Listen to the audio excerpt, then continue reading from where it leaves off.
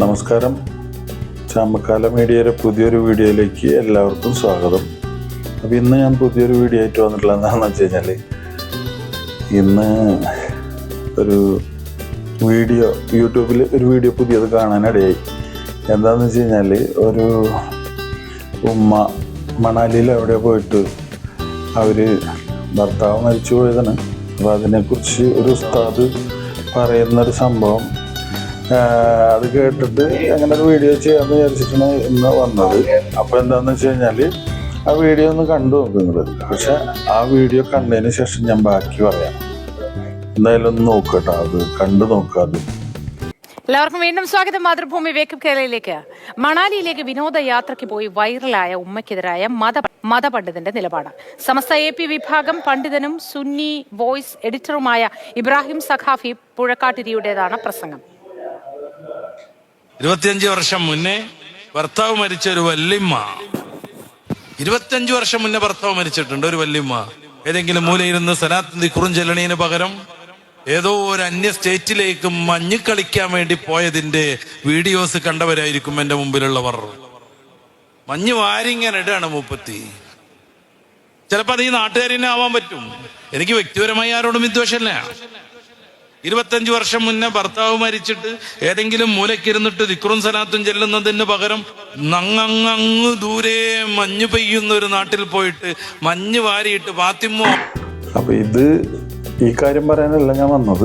ഇത് ഇങ്ങനത്തെ ഒരു സംഭവം. പക്ഷെ ഇത് കൂടാതെ വേറൊരു സംഭവം കൂടി ഞാനത് കാണാനിടയായി.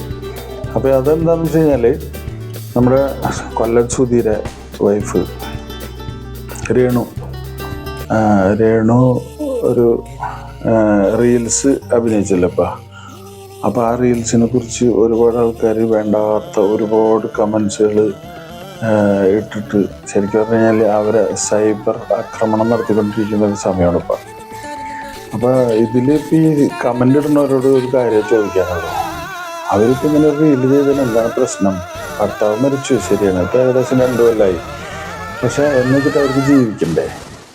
അവരിപ്പോൾ നാടകത്തിൽ അഭിനയിക്കാൻ പോയി, അല്ലെങ്കിൽ ഇപ്പോൾ അവർക്ക് സിനിമയിൽ അവസരം കിട്ടി അവർ പോയി, അല്ലെങ്കിൽ മിമിക്രി ഇപ്പോൾ സുധീര മേഖല തന്നെ എന്തെങ്കിലും അവസരം കിട്ടി അവർ പോയി അങ്ങനെ അഭിനയിച്ച് അവർക്ക് എന്തെങ്കിലും കിട്ടുന്നത് നല്ലൊരു കാര്യമല്ലേ? അതിന് എല്ലാവരും വന്നിങ്ങനെ സുധി മരിച്ചു പോയതുകൊണ്ട് ഇനി പണിയെടുക്കാൻ പാടില്ല, വീട്ടിൽ തന്നെ വെള്ള സാരി എടുത്തിരിക്കണം എന്നാണോ നിങ്ങളെല്ലാവരും പറയണത്? അതൊക്കെ പറയണത് മോശമല്ലേ? അല്ലെങ്കിലും ശരിയാണ്, ഭർത്താവ് മരിച്ചു പോയി കഴിയുമ്പോൾ ഭാര്യ വീട്ടിലിരിക്കണം, വീട്ടിൽ നിന്ന് പുറത്തിറങ്ങാൻ പാടില്ല, വേറെ ജോലിക്കും പോകാൻ പാടില്ല. അവർ അധ്വാനിക്കാനല്ലേ പോണത്, അല്ലാണ്ട് വേറെ മറ്റുള്ളവരുമാതിരി മറ്റുള്ള പണികൾക്കല്ല പോണത്. അപ്പം അതിനെന്തിനാണ് ഇപ്പം ഇത്ര കാര്യമായിട്ട് ഇങ്ങനെ വിമർശിക്കാനുള്ളത്? അവർക്കും ജീവിക്കണ്ടേ? അവർക്കും മക്കളുള്ളതല്ലേ?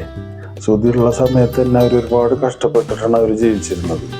അത് കഴിഞ്ഞ് നമ്മുടെ സംഘടനയും പിന്നെ ഒരുപാട് ആർട്ടിസ്റ്റുകളൊക്കെ കൂടിയിട്ട് അവർക്കൊരു വീട് വെച്ച് കൊടുത്തു. ഇപ്പം അവരതിലാണ് താമസിക്കുന്നത്. പക്ഷേ വെറുതെ വലിയ വീടുണ്ടാക്കി കൊടുത്ത് അതിൽ താമസിച്ചുകൊണ്ട് മാത്രം കാര്യമായില്ലല്ലോ. അപ്പോൾ അവർക്ക് ജീവിക്കാൻ പിന്നെ വേറെ ആര് കൊടുക്കും? അപ്പോൾ അവരൊരു ജോലിക്ക് പോയി, അവരിപ്പോൾ റീൽസ് ചെയ്തു ചുമ്മാതിരിക്കത്തില്ല. അവർക്ക് എന്തായാലും പൈസ കിട്ടിയിട്ടുണ്ടാവും. അതിപ്പോൾ ഒരു നാടകത്തിൽ അഭിനയിച്ചാലും അവർ പൈസക്കല്ലേ പോണത്. ഇപ്പം നാടകത്തിൽ അഭിനയിക്കണോണ്ട് എന്താ കുഴപ്പം? അല്ലെങ്കിൽ ഇപ്പോൾ സിനിമയിൽ അഭിനയിക്കണോണ്ട് എന്താ കുഴപ്പം?